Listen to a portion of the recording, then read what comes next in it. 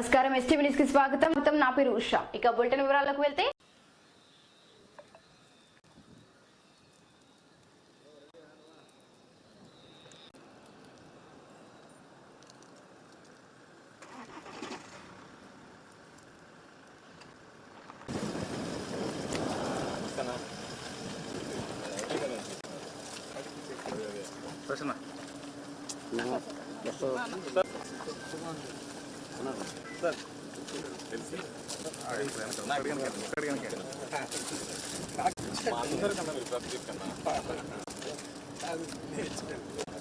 రోజు ఇచ్చిన పర్వాలేదు.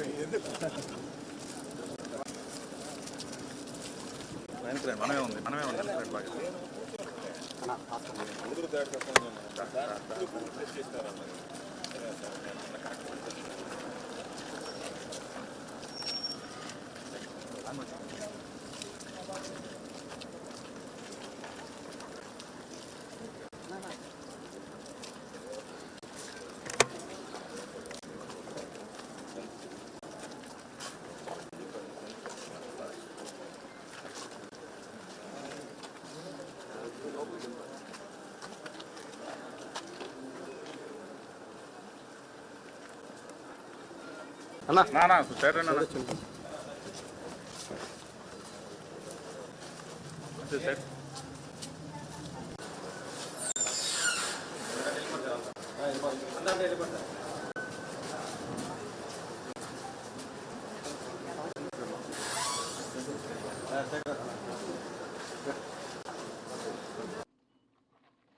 ప్రస్తుతం రాష్ట్రంలో దుర్మార్గమైన పాలన కొనసాగుతూ ఉంది.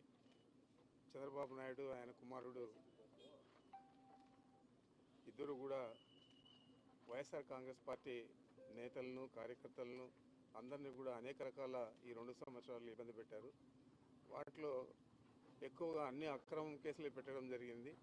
ఈరోజు మేము ఇక్కడ వచ్చి పిన్నెల్లి రామకృష్ణ రెడ్డి గారిని చూస్తూ ఉన్నామంటే ఇది రెండోసారి. అంతకుముందు ఒక మర్డర్ కేసు అన్నారు, అప్పుడు బెయిల్ వచ్చి బయట వచ్చారు. మరి మొన్న జరిగిన దీంట్లో ఇద్దరు కూడా చనిపోయిన అతను చంపిన వాళ్ళు అందరూ కూడా తెలుగుదేశం పార్టీ వారే, వాళ్ళందరూ కూడా ప్రత్యర్థులే రామకృష్ణారెడ్డి గారికి.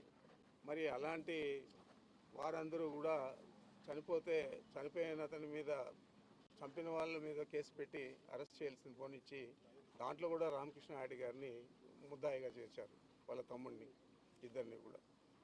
అంతకుముందు ఇన్సిడెంట్ జరిగిన వెంటనే అప్పుడు శ్రీనివాసరావు అని ఎస్పీ ఉన్నాడు, ఆ ఎస్పీ గారే చెప్పారు ఇది తెలుగుదేశం పార్టీ వారే ఒకరినొకరు చేసి వాళ్ళు కాతో గుద్ది చంపేశారు అని చెప్పారు. అప్పుడిప్పుడు కూడా ఈయన ప్రస్తావన కానీ వాళ్ళ తమ్ముడి ప్రస్తావన కానీ రాలేదు. మరి ఈరోజు అక్రమంగా అరెస్ట్ చేసి 96 రోజులు అవుతామని ఛార్జ్షీట్ కూడా వేసేశారు. మరి ఇంకా కూడా బెయిల్ రాకుండా అనేక రకాల ఇబ్బందులు గురి చేస్తూ ఉన్నారు. ప్రభుత్వం తరఫున ఉన్న గవర్నమెంట్ లీడర్లు కానీ గవర్నమెంట్ అడ్వకేట్ జనరల్ కానీ అందరూ కూడా.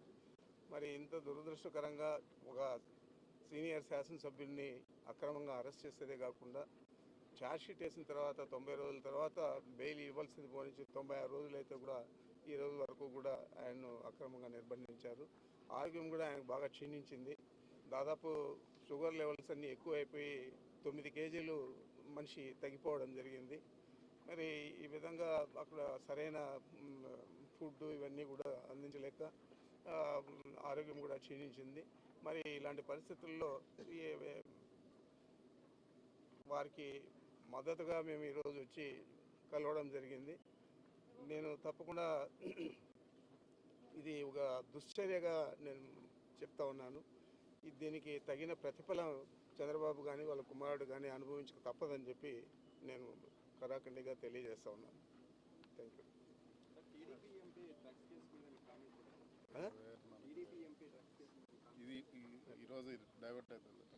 అదేం నాకు తెలియదు.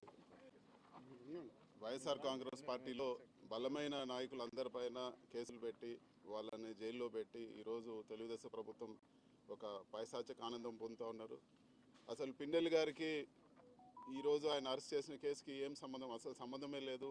ఇరు వర్గాలు తెలుగుదేశం వాళ్ళు గొడవలు పడి ఒకరు చనిపోతే అకారణంగా ఎటువంటి సాక్ష్యాధారాలు లేకుండా ఈరోజు పిన్నెల్లి రామకృష్ణారెడ్డి గారిని అరెస్ట్ చేసి 96 రోజులు జైల్లో పెట్టి, జైల్లో కూడా ఆయనకు ఈరోజు హింసించే పరిస్థితి, ఆయన రకరకాలుగా జైల్లో కూడా ఈరోజు హింసిస్తూ ఉన్నారు. వీటన్నిటికి కూడా ఖచ్చితంగా జవాబు చెప్పే పరిస్థితి ఉంటుందని చెప్పి కూడా నేను తెలియజేస్తా ఉన్నాను. ఇలాంటి దుర్మార్గపు ఒక ప్రెసిడెంట్స్ తీసుకొస్తా ఉన్నారు. రేపు తెలుగుదేశం నాయకులు కూడా ఆలోచించాలి. రేపు వైఎస్ఆర్ కాంగ్రెస్ పార్టీ అధికారంలో ఉంటే ఇలాంటివి మీరు కూడా సహిస్తారని చెప్పి కూడా నేను ఈరోజు అడుగుతా ఉన్నాను. అదేవిధంగా అధికారులు కూడా, జైలు అధికారులు కూడా, అధికారం ఎప్పుడూ శాశ్వతం కాదు. ఒక వ్యక్తిని, జైల్లో ఉండే వ్యక్తిని ఈరోజు మీరు హరాస్ చేస్తే ఖచ్చితంగా ఈరోజు మీరు చూస్తూ ఉన్నారు, చేయని దానికి ఈరోజు పోలీస్ ఆఫీసర్లు అందరినీ కూడా ఈరోజు ఇచ్చేస్తున్నారు. రేపు మీరు ఇక్కడ హరాస్ చేస్తే రేపు ఏదో ఒక రోజు దీనికి ఖచ్చితంగా జవాబు చెప్పాల్సి ఉంటుందని చెప్పి కూడా నేను తెలియజేస్తాను. మేము చేసే వీడియోస్ మీకు నచ్చినట్లయితే లైక్ చేయండి. అలాగే మరిన్ని ఇంట్రెస్టింగ్ అప్డేట్స్ కోసం మా STV తెలుగు ఛానల్ ని సబ్స్క్రైబ్ చేయండి.